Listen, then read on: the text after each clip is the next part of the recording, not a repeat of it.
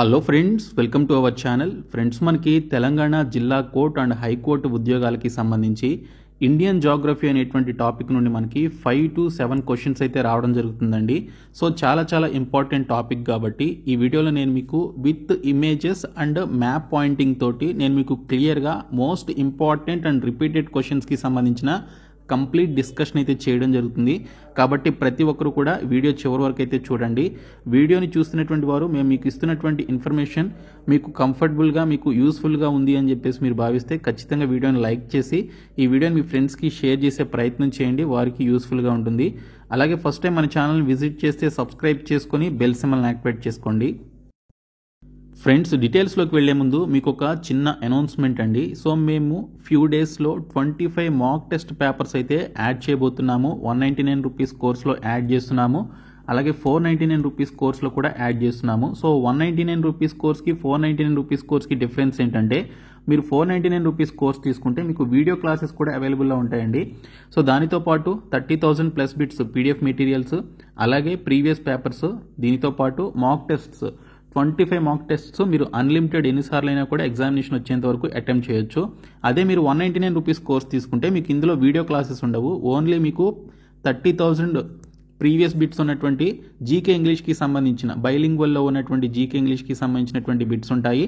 అలాగే ఇంగ్లీష్ లాంగ్వేజ్కి సంబంధించిన topic wise grammar bits, previous ఎగ్జామ్స్లో అడిగినటువంటి బిట్స్ ఉంటాయి. దీనితో పాటు ప్రీవియస్ పేపర్స్ ఇంకా 25 మాక్ టెస్ట్ పేపర్స్ అయితే ఉంటాయన్నమాట. So mock test papers few డేస్లోనే మేము మీకు యాడ్ చేయడం జరుగుతుంది. కాబట్టి మీరు ఇమ్మీడియట్గా ఇప్పుడే ఈ కోర్సెస్ అయితే తీసుకోండి. ఎందుకంటే మరొక 2 రోజుల్లో ఈ 499 కాస్త 799 అవుతుందండి. 199 కాస్త 399 కాబోతుంది. కాబట్టి ప్రతి ఒక్కరూ ఇప్పుడే మీరు తీసుకుంటే తక్కువ ప్రైస్కి మీరు ఈ కోర్సెస్ని అయితే పొందవచ్చు. ఈ 2 కోర్సెస్ కూడా మనకి డిస్క్రిప్షన్లో ఉన్నటువంటి BSK జాబ్స్ అనేటువంటి యాప్ని మీరు డౌన్లోడ్ చేసుకున్న తర్వాత మీకు హోమ్ పేజ్లో TS ఎగ్జామ్స్ అని చెప్పేసి యాప్లో మీకు ఒక బాక్స్ అయితే కనిపిస్తుంది, TS ఎగ్జామ్స్ అని. అది ఓపెన్ చేస్తే ఈ 2 కోర్సులు కూడా కనిపిస్తాయి. సో ప్రతి ఒక్కరు కూడా తీసుకోండి. ఫ్రెండ్స్, ఫస్ట్ క్వశ్చన్ చూసుకున్నట్లయితే కొంచెం జాగ్రత్తగా చివరి వరకు స్కిప్ చేయకుండా చూడండి. చాలా ఇంపార్టెంట్ క్వశ్చన్స్ అయితే డిస్కస్ చేస్తున్నాము. ఇండియన్ జాగ్రఫీ నుంచి మనకి 5 to 7 క్వశ్చన్స్ అయితే అడుగుతున్నారు మనకి కోర్ట్ ఎగ్జామినేషన్స్లో. కాబట్టి ప్రతి ఒక్కరు కూడా చివరి వరకు చూడండి. ఫస్ట్ క్వశ్చన్ వచ్చేసి, which Indian state is the leading cotton producer అని చెప్పేసి అడిగారు. భారతదేశంలో పత్తి ఉత్పత్తిలో అగ్రగామి రాష్ట్రం ఏది అని చెప్పేసి అడగడం జరిగింది. రైట్ ఆన్సర్ వచ్చేసి గుజరాత్ అండి. సో గుజరాత్ భారతదేశంలో పత్తిని ఎక్కువగా ఉత్పత్తి చేసేటువంటి రాష్ట్రంగా చెప్పుకోవచ్చు. సో దీనికి సంబంధించి ఇక్కడ మనకి కంప్లీట్ ఎక్స్ప్లెనేషన్ అయితే ఉంది. సో ఇక్కడ మీరు విత్ ఇమేజెస్తో కూడా నేను మీకు ఎక్స్ప్లెయిన్ చేయడం జరుగుతుంది. ఇక్కడ మీరు బ్లూ కలర్లో ఉన్నటువంటి మ్యాప్ పాయింటింగ్ ఒకసారి చూడండి. థిక్ బ్లూలో ఉన్నటువంటి గుజరాత్ స్టేట్ పత్తిని ఎక్కువగా ఉత్పత్తి చేసేటువంటి రాష్ట్రాల్లో మొదటి పొజిషన్లో ఉందండి. తర్వాత మహారాష్ట్ర చూడండి, మనకి బ్లూ కలర్లో ఉంది. సో ఇది మనకి సెకండ్ పొజిషన్లో ఉందన్నమాట. మహారాష్ట్ర పత్తిని ఉత్పత్తి చేసేటువంటి రాష్ట్రాల్లో. తర్వాత తెలంగాణ స్టేట్ థర్డ్ ప్లేస్లో ఉంది. ఆ తర్వాత చూసుకున్నట్లయితే కర్ణాటక 4th ప్లేస్లో ఉంది. ఆ తర్వాత ఆంధ్రప్రదేశ్ 5th ప్లేస్లో ఉందన్నమాట. సో ఈ విధంగా మనకి ఒక సీక్వెన్స్లో మీరు గుర్తుపెట్టుకోండి. ఫస్ట్ గుజరాత్ ఉంది పత్తి ఉత్పత్తిలో, సెకండ్ మహారాష్ట్ర, థర్డ్ మన తెలంగాణ, 4th కర్ణాటక, తర్వాత మన ఆంధ్రప్రదేశ్ రాష్ట్రం 5th పొజిషన్లో. ఈ విధంగా సీక్వెన్స్లో మనకి పత్తిని ఉత్పత్తి చేసేటువంటి అగ్ర రాష్ట్రాల్లో ఈ 5 స్టేట్స్ అయితే ఉన్నాయి. ఇందులో ఫస్ట్ పొజిషన్ గుజరాత్ స్టేట్ అనమాట. దేశంలో పత్తి ఉత్పత్తిలో గుజరాత్ ఎందుకు టాప్లో ఉందంటే, వారు పత్తి సాగుని పండించడానికి సంబంధించి వారు అత్యధిక విస్తీర్ణంలో వారు పత్తిని పండిస్తూ ఉండటం వల్ల ఆ రాష్ట్రం అగ్రగామిగా ఉంది. 4 మిలియన్ల పొలాల్లో భారతదేశం ప్రపంచంలోనే అత్యధికంగా పత్తి ఉత్పత్తికి అంకితం చేయబడింది అనేది దీనికి సంబంధించినటువంటి సారాంశం. సో నెక్స్ట్ వన్ వచ్చేసి, the place of origin of red gram is. Red gram యొక్క మూల ప్రదేశం ఏమిటి అని చెప్పేసి మనకి ఇక్కడ క్వశ్చన్ అయితే అడిగారు. రెడ్ గ్రామ్ అంటే మనకి కందిపప్పు అండి. సో ఇక్కడ చూసుకుంటే మనకి రెడ్ గ్రామ్ యొక్క మూలం ఏ దేశంలో మొదలైందని చెప్పేసి అడిగారు.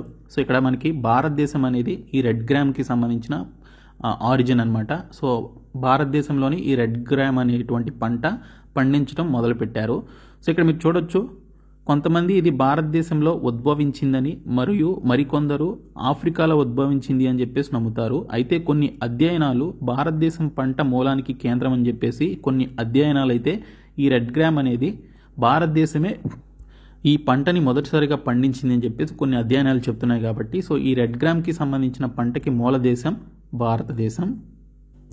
నెక్స్ట్ వన్ వచ్చేసి green revolution is related to, హరిత విప్లవానికి సంబంధించినది ఏంటి అని చెప్పేసి మనకి ఇక్కడ క్వశ్చన్ అయితే వచ్చింది.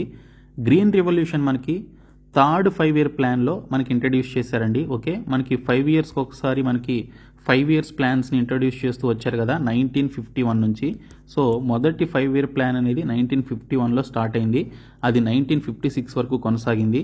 తర్వాత సెకండ్ 5 year ప్లాన్ వచ్చేసి మనకి 56 నుంచి 61 వరకు కొనసాగింది. థర్డ్ 5 year ప్లాన్ వచ్చేసి 61 నుంచి 66 వరకు కొనసాగింది అనమాట. ఈ థర్డ్ 5 year ప్లాన్లో ఇంట్రడ్యూస్ చేసిందే గ్రీన్ రెవల్యూషన్. ఓకే, దేశంలో ఫుడ్ గ్రెయిన్స్ యొక్క ఉత్పత్తిని, ముఖ్యంగా గోధుమ అలాగే వరికి సంబంధించినటువంటి ధాన్యాన్ని అత్యధికంగా ఉత్పత్తి చేసి దేశంలో ఉన్నటువంటి కరువుని తరిమి కొట్టాలనేటువంటి ఉద్దేశంతో ఇంట్రడ్యూస్ చేసినటువంటి ఒక స్కీమ్ లేదా ఒక ప్రోగ్రామే గ్రీన్ రెవల్యూషన్ అండి.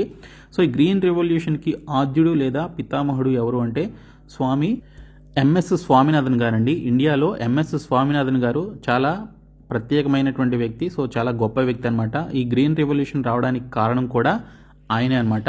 సో ఈ గ్రీన్ రెవల్యూషన్ వల్ల మనకి వీట్ ప్రొడక్షన్ అలాగే ప్యాడీ ప్రొడక్షన్ అనేది బాగా పెరిగింది. వరి అలాగే గోధుమలకి సంబంధించినటువంటి ప్రొడక్షన్ అనేది విపరీతంగా పెరగడం వల్ల దేశంలో కరువుని చాలా వరకు కంట్రోల్ చేయగలిగారు.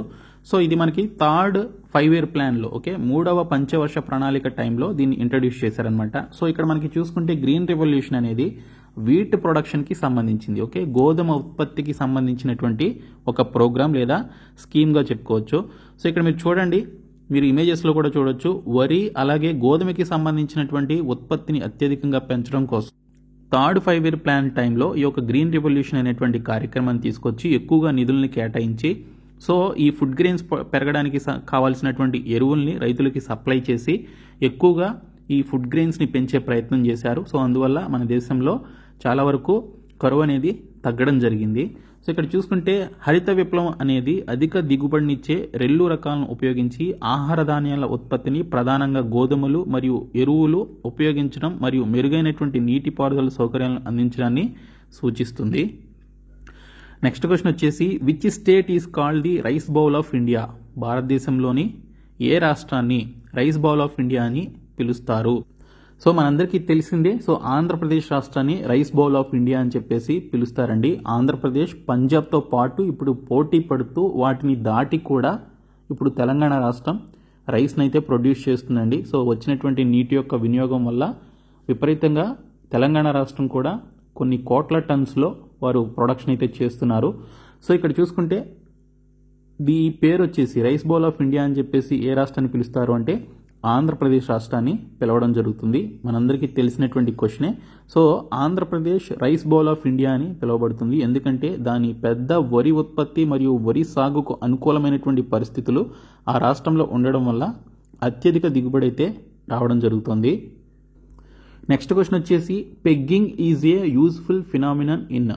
పెగ్గింగ్ అనేది దేనికి సంబంధించిన ఒక ఉపయోగకరమైనటువంటి దృగ్విషయం అని చెప్పేసి అడిగారు. సో ఇది ఇక్కడ చూసినట్లయితే ఫ్రెండ్స్, మనకి పెగ్గింగ్ అంటే మీరు వేరుశెనగ మొక్కలను ఎప్పుడైనా చూసారా? మనం వేరుశెనగ తింటూ ఉంటాం కదా. సో ఆ వేరుశెనగ మొక్కలను మీరు చూసినప్పుడు వేరుశెనగ మొక్క ఈ విధంగా ఉంది అనుకుంటే, ఓకే, వేరుశెనగ మొక్క ఈ విధంగా ఉంది అనుకుంటే దాని యొక్క కాండాల నుంచి, ఓకే, స్టెమ్స్ నుంచి మనకి కొన్ని వేర్లు లాంటివి భూమిలోకి వెళ్తాయండి. ఓకే, ఇలాగా భూమిలోనికి వెళ్తాయి అన్నమాట. కొన్ని వేర్లు లాంటివి ఈ విధంగా భూమిలోకి వెళ్తాయి. సో అవి వెళ్ళి ఆ వేర్లే ఈ వేరుశెనగ విత్తనాలని లేదా వేరుశెనగ సీడ్స్ని ఈ విధంగా ఫామ్ చేయడం జరుగుతుంది అనమాట. ఈ పెగ్గింగ్ ప్రాసెస్ అనేది లేకపోతే మనకి వేరుశెనగ అనేది ఉండదండి. సో కాబట్టి ఈ పెగ్గింగ్ అనేది ఈ వేరుశెనగ మొక్కలకి చాలా చాలా ఇంపార్టెంట్ ప్రాసెస్. అవి కాండాల నుంచి ఓడలు లాగా, ఓకే, ఓడల మరి చెట్టుకి ఏ విధంగా అయితే ఓడలు భూమిలోనికి వెళ్తాయో అలాగా ఈ వేరుశెనగ మొక్క నుంచి వాటి యొక్క బ్రాంచెస్ నుంచి, వాటి యొక్క కొమ్మల నుంచి ఈ విధంగా చిన్న చిన్న తీగల లాంటివి భూమిలోనికి వెళ్ళి అవి లోపల వేరుశెనగ కాయల్ని ఏర్పరుస్తాయి అన్నమాట. సో దీన్నే, ఈ ప్రాసెస్ని ఏమంటారు అంటే పెగ్గింగ్ అని చెప్పేసి అంటారు. సో ఈ పెగ్గింగ్ అనేటువంటి పర్టికులర్ ఉపయోగకరమైనటువంటి ఫినామినన్ దేనికి సంబంధించింది అంటే వేరుశెనగకి, గ్రౌండ్ నట్కి సంబంధించినటువంటి ప్రాసెస్ అనమాట. సో మీరు ఇక్కడ చూడొచ్చు, సో ఆన్సర్ బి దీనికి సంబంధించినటువంటి కరెక్ట్ ఆన్సర్. సో ఇక్కడ మనకి చూడండి, మీరు ఇమేజ్లో మీకు క్లియర్గా అర్థమవుతుంది. సో మీరు రియల్గా వేరుశనగ మొక్కల్ని చూసినా కూడా మీకు సేమ్ ఇలాగే ఉంటుందన్నమాట. సో వేరుశనగ అనేది చాలా గుబురుగా పెరుగుతుంది. పెరిగినప్పుడు దాని యొక్క కొమ్మల నుంచి కొన్ని తీగల లాంటివి భూమిలోనికి వస్తాయి ఇలాగా. సో అలాగ వచ్చి భూమి లోపల ఈ విధంగా వేరుశనగ కాయల్ని ఏర్పరుస్తాయి. అవి స్లోగా పెరిగి రెడీ అవుతాయి అన్నమాట. సో దీన్ని ఏమంటారు అంటే, ఈ తీగని పెగ్ అని చెప్పేసి అంటారు. ఈ విధంగా జరిగేటువంటి ప్రాసెస్ని పెగ్గింగ్ అని చెప్పేసి అంటారు. సో పెగ్గింగ్ అనేది వేరుశనగ మొక్కల పెరుగుదల లక్షణం. ఇది మొక్క మరియు దాని కాయల అభివృద్ధికి చాలా ముఖ్యమైనది. నెక్స్ట్ క్వశ్చన్ వచ్చేసి, the source of Kaveri river lysine అని చెప్పేసి అడిగారు. కావేరీ నది మూలం ఎక్కడ ఉంది అని చెప్పేసి అడగడం జరిగిందండి. సో మనకి కావేరీ నది అనేది కర్ణాటక అలాగే తమిళనాడు రాష్ట్రంలో ప్రవహించేటువంటి ఒక ప్రధానమైనటువంటి నది. ఈ రెండు రాష్ట్రాలకి వాటర్ ఫెసిలిటీస్ని ప్రొవైడ్ చేసేటువంటి నది. ముఖ్యంగా తమిళనాడు రాష్ట్రానికి చాలా ముఖ్యమైనటువంటి నది అనమాట. సో ఈ కావేరీ నదీ జలాల వివాదం కూడా కర్ణాటక రాష్ట్రానికి తమిళనాడు రాష్ట్రానికి చాలా సంవత్సరాల నుంచి ఉంది. సో ఇక్కడ చూసుకుంటే the source of Kaveri river వచ్చేసి కర్ణాటకలోని బ్రహ్మగిరి కొండల్లో మొదలవుతుందండి. సో అది బ్రహ్మగిరి కొండల్లో పుట్టి స్లోగా అది ప్రవహిస్తూ తమిళనాడులోనికి వెళ్ళి తమిళనాడు నుంచి అది బంగాళాఖాతంలో కలుస్తుందన్నమాట.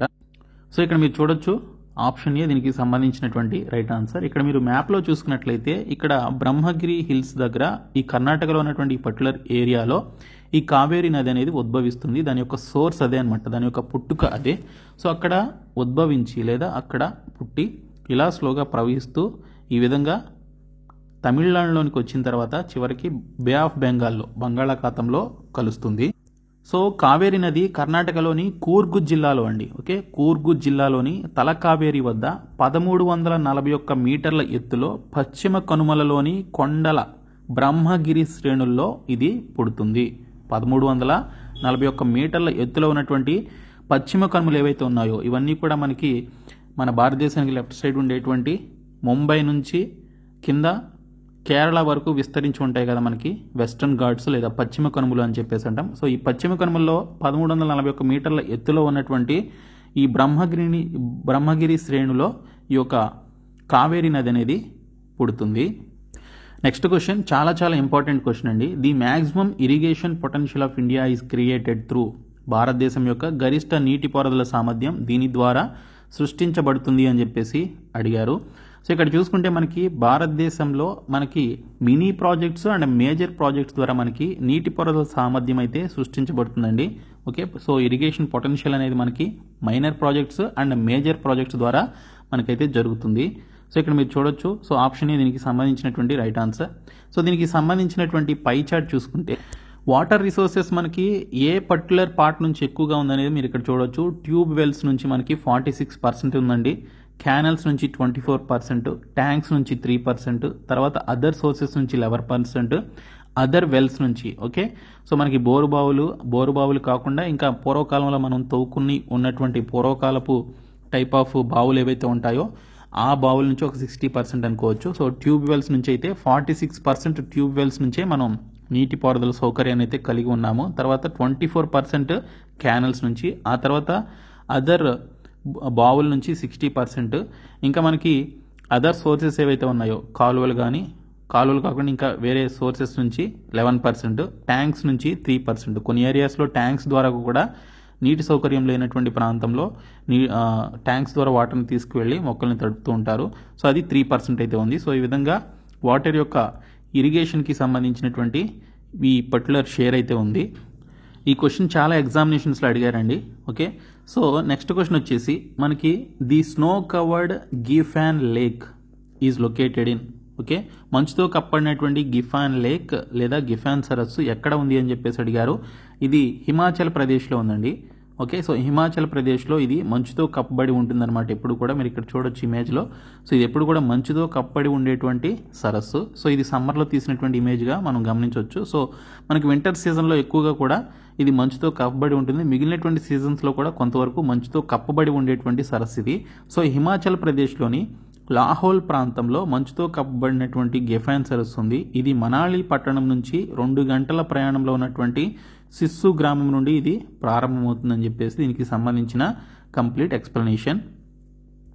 నెక్స్ట్ క్వశ్చన్ వచ్చేసి which river in Bihar change its course in the year 2008 and caused calamity. 2008లో బీహార్లోని ఏ నది తన గమనాన్ని మార్చుకొని విపత్తుకు కారణమైంది అని చెప్పేసి అడిగారు. రైట్ ఆన్సర్ వచ్చేసి మనకి ఇక్కడ కోసీ నది అండి.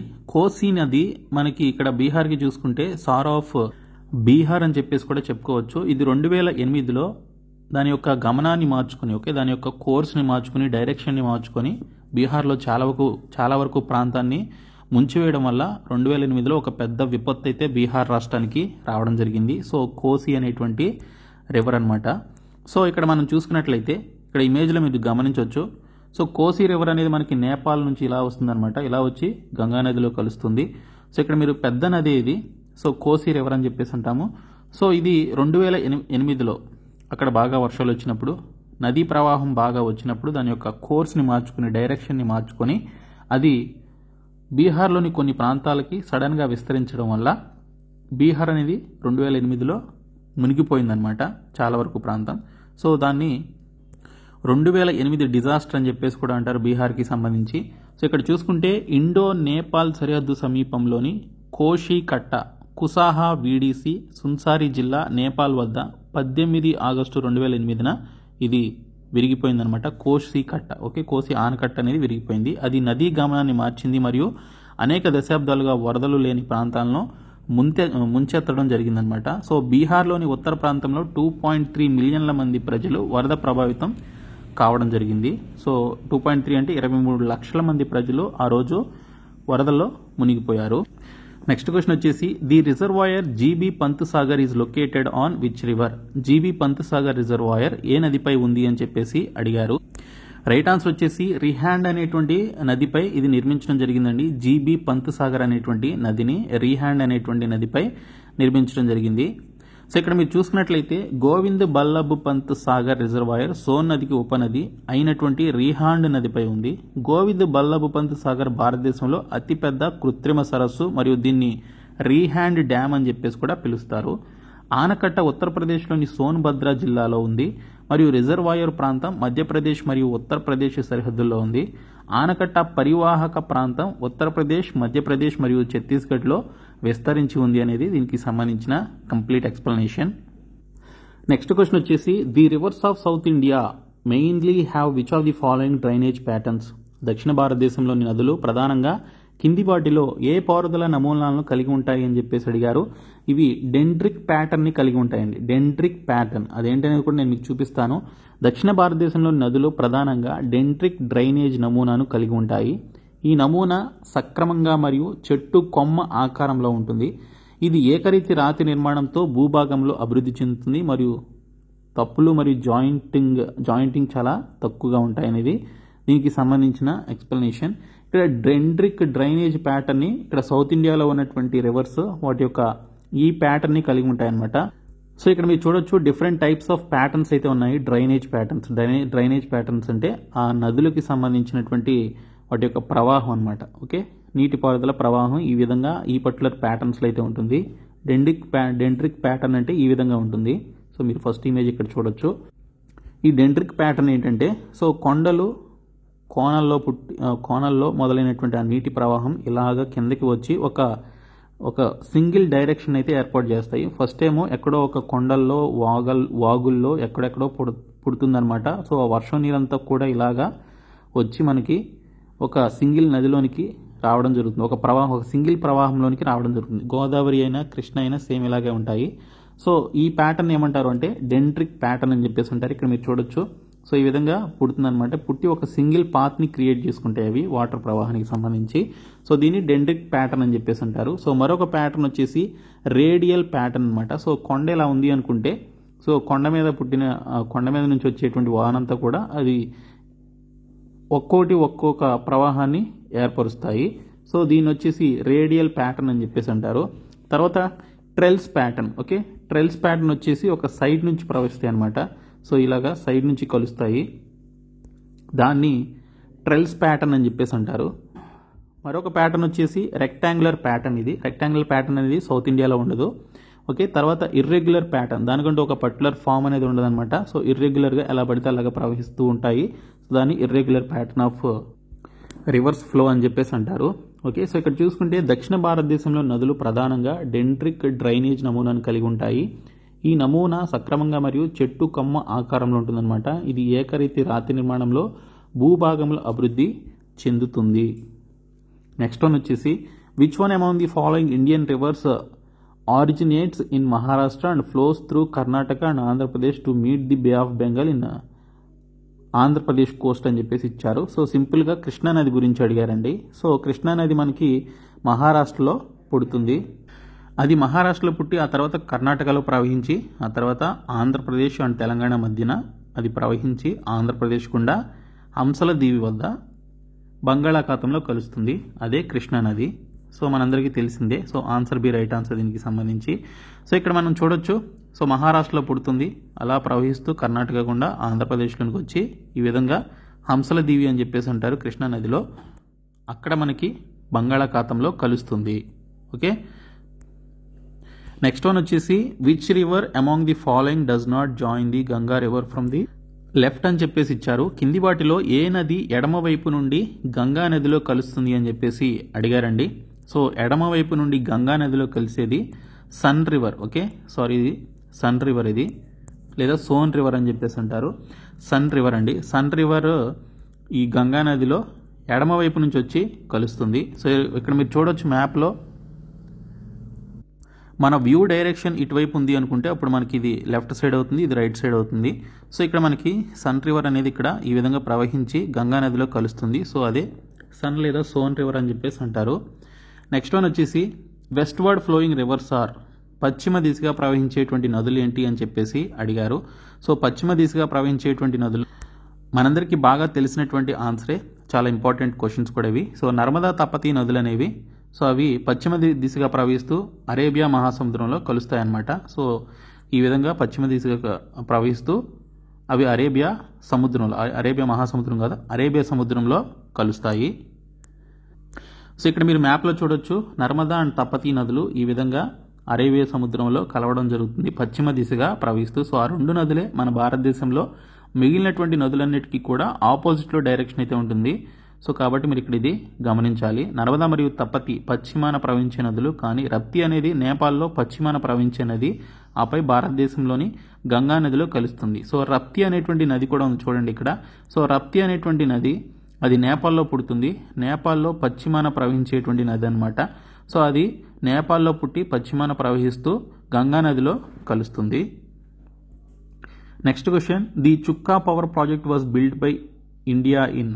చుక్కా పవర్ ప్రాజెక్ట్ను భారతదేశం ఏ దేశంలో నిర్మించింది అని చెప్పేసి అడిగారు. ఇది మయన్మార్ దేశంలో ఈ చుక్కా అనేటువంటి పవర్ ప్రాజెక్ట్ని నిర్మించడం జరిగిందండి. సో మీరు ఇక్కడ చూడొచ్చు, చుక్కా అనేటువంటి పవర్ ప్రాజెక్ట్ని మయన్మార్ దేశంలో నిర్మించారు. 336 మెగావాట్స్ ప్రాజెక్ట్ అన్నమాట. ఇది 1986లో దీన్ని ప్రారంభించడం జరిగింది. సో దీనికి సంబంధించి కొన్ని గ్రాంట్లు కూడా భారతదేశం వారికి కేటాయించి ఆ యొక్క డ్యామ్ని నిర్మించింది. తర్వాత identify the most infertile amongst the following soils. కింది నెలల్లో అత్యంత సారవంతం కాని వాటిని గుర్తించండి అని చెప్పేసి అడిగారు.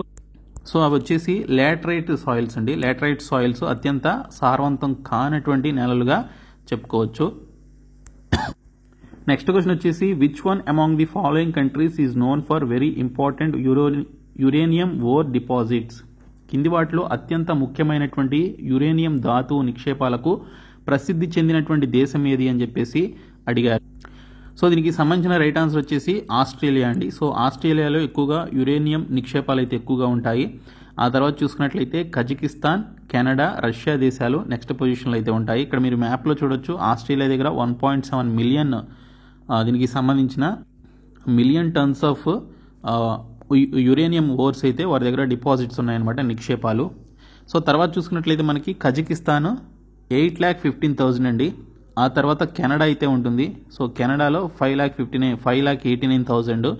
ఆ తర్వాత రష్యాలో అయితే ఉన్నాయి 4,81,000 ఇక్కడ నిక్షేపాలు అయితే ఉన్నాయన్నమాట. నెక్స్ట్ వన్ వచ్చేసి which one is the second largest metal present in the earth's womb. భూమి గర్భంలో ఉన్నటువంటి రెండవ అతిపెద్ద లోహం ఏది అని అడిగారు. సో ఇక్కడ చూసుకుంటే మనకి రైట్ ఆన్సర్ వచ్చేసి ఐరన్ అండి. ఇనుము భూమి గర్భంలో ఉన్నటువంటి రెండవ అతిపెద్ద లోహంగా చెప్పుకోవచ్చు. సో ఇక్కడ మీరు మ్యాప్లో చూడండి ఒకసారి. సో ఫస్ట్ వచ్చేసి ఆక్సిజన్, ఆ తర్వాత సిలికాన్ మనకి ఇక్కడ భూమిలో ఎక్కువగా ఉండేటువంటి ఈ పర్టికులర్ పర్సంటేజ్ అయితే ఉంది. తర్వాత మనకి చూసుకున్నట్లయితే అల్యూమినియం అండి ఫస్ట్ మనకి లభించేటువంటి అతిపెద్ద లోహం. ఓకే, లోహాల గురించి మాట్లాడుకుంటే అతిపెద్ద లోహం ఫస్ట్ అల్యూమినియం, తర్వాత ఐరన్ అనమాట.